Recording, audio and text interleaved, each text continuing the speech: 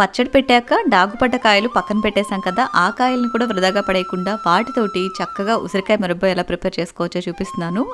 ఈ ఉసిరికాయలన్నీ కూడా ఒక 5 నిమిషాల పాటు ఆవిరి కుడికించేసుకుని విత్తనాలన్నీ కూడా తీసేసి ఉసిరికాయలు ఎంత క్వాంటిటీ ఉన్నాయో అంతే క్వాంటిటీలో బెల్లం తురుము తీసుకుని రెండూ కలిపి లో ఫ్లేమ్లో బెల్లం పాకం చిక్కబడేంత వరకు ఉడికించేసుకోవాలి. ఇలా ఉడికించుకున్న ఉసిరికాయ ముక్కల్ని 6 నెలల వరకు స్టోర్ చేసుకోవచ్చు. రోజుకి ఒక్కటి తీసుకోవడం వల్ల ఆరోగ్యానికి చాలా మంచిది.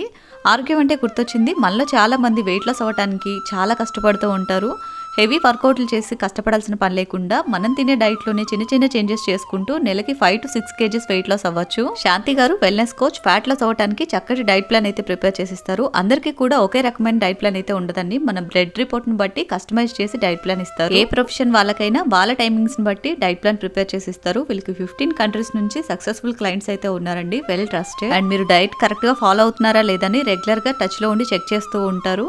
ఓన్లీ వెయిట్ లాసే కాకుండా diabetes, PCOD, PCOS, infertility, weight gain అవ్వడానికి కూడా చక్కటి డైట్ ప్లాన్ ఇస్తారు.